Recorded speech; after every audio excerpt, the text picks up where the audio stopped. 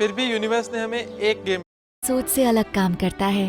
पहले ये सिर्फ एक कहावत लगती थी, पर फिर मैं किसी ऐसे से मिली जो मुझसे 5000 किलोमीटर दूर रहता था, जिसको मैं गेम में वर्चुअल बुलेट्स शूट करते हुए मिली, जिसका चेहरा मैंने 2 सालों में कभी नहीं देखा था। लेकिन फिर मुझे उससे प्यार हो गया। तब मुझे यकीन हुआ कि किस्मत में कुछ और ही लिखा था।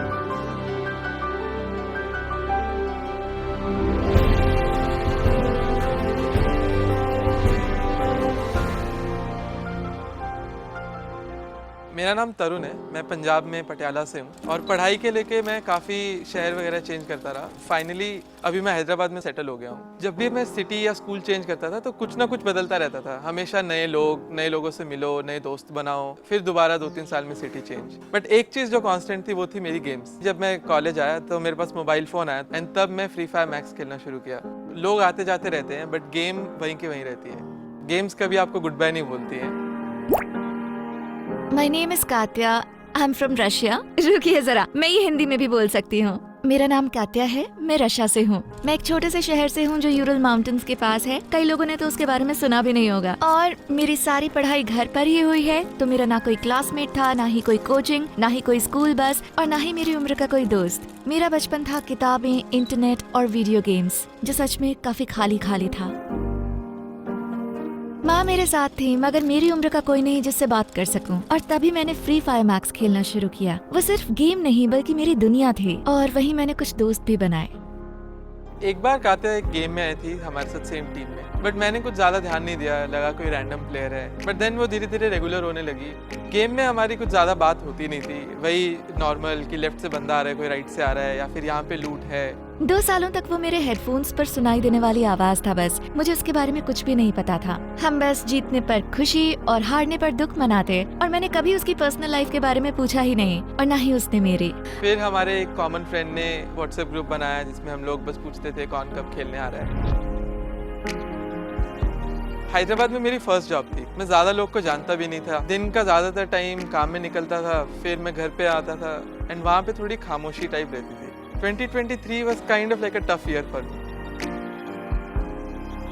2023 एक मुश्किल साल था। बहुत ज्यादा स्ट्रेस था, और कभी कभी फ्री फायर मैक्स कनेक्ट भी नहीं होता था। और फिर मैं 6 महीनों के लिए पूरी तरह ऑफलाइन हो गई थी, जिससे मुझे काफी डिस्कनेक्टेड फील हुआ। लेकिन तभी मेरी यूनिवर्सिटी से मुझे एक अपॉर्चुनिटी आई। वो था एक एक्सचेंज प्रोग्राम, और जानते हैं डेस्टिनेशन?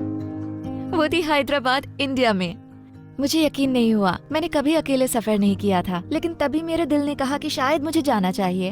और तभी मुझे याद आया कि एक लड़का है फ्री फायर मैक्स से, तरुण, तो मैंने उसे तुरंत मैसेज किया। जब कात्या ने पहली बार मुझे पर्सनल चैट पे रीच आउट किया, वो भी 2 साल बाद, वो काफी स्केर्ड थी कि वो नई कंट्री में आ रही है अकेले। तो मैंने उसे थोड़ा भरोसा दिलाया कि चिंता मत कर, मैं हूँ यहाँ पे। उसके बाद उसने मुझे अपनी मम्मी से भी मिलवाया, हमने वीडियो कॉल पे बात की। उनको मुझ पे इतना ट्रस्ट हुआ कि उन्होंने एक व्हाट्सएप ग्रुप बनाया, इंटरनेशनल मदर कंट्रोल। लिटरली अपनी बेटी की जिम्मेदारी मुझे सौंप रहे हैं। सफर बहुत मुश्किल था। पूरे सफर में करीब 48 घंटे लग गए थे। सच में किसी ज़ॉम्बी की तरह लग रहा था, और इसके साथ चिंता भी हो रही थी कि क्या पता वो मुझे लेने आएगा भी या नहीं।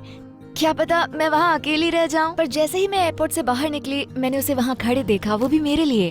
और तभी मुझे एहसास हुआ, ये लड़का अलग है।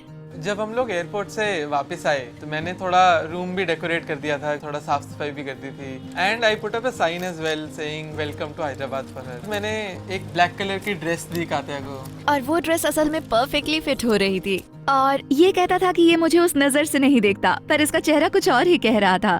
लड़के अजीब होते हैं। नेक्स्ट डे फिर मैं कात्या को पैराडाइज बिरयानी लेके गया, बिरयानी ट्राई करने। एंड जब उसने फर्स्ट टाइम बिरयानी खाई, her eyes went closed end she was like, oh this is the best food I have ever had. वो पहली बार था जब जिंदगी में मैंने तरुण को ऐसे देखा था, बहुत ही सिंपल और सच्चा। हर इनोसेंस, हर एनर्जी, हर क्यूरियोसिटी, मतलब भाई हेडशॉट पे हेडशॉट।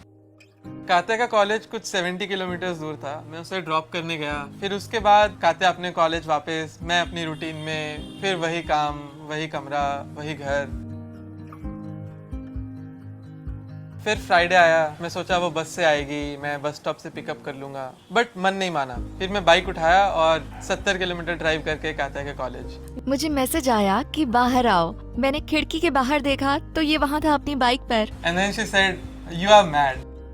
वो वीकेंड सपने जैसा था। फाइनली हम दोनों ने साथ में फ्री फायर मैक्स खेला। ना ही गेम अटक रहा था और ना ही ऐसे कि मैं तुम्हें सुन नहीं पा रही। हम बस एक कमरे में साथ खेल रहे थे और फाइनली मुझे साथ में खेलकर बहुत अच्छा लगा। हर रोमांटिक मूवी में जो होता है वो मेरे साथ अब हो रहा था। लॉन्ग ड्राइव्स, बटरफ्लाईज, एक कांस्टेंट फीलिंग कि कुछ स्पेशल हो रहा है। मैंने नोटिस किया कि तरुण कितना केयरिंग है, कितना अच्छा है, कैसे उसे छोटी छोटी चीजें याद रहती हैं और वो मुझे पसंद आने लगा। पर मुझे चिंता भी हो रही थी कि पता नहीं वो कैसे रिएक्ट करेगा अगर मैंने उसे अपनी फीलिंग्स के बारे में बता दिया तो।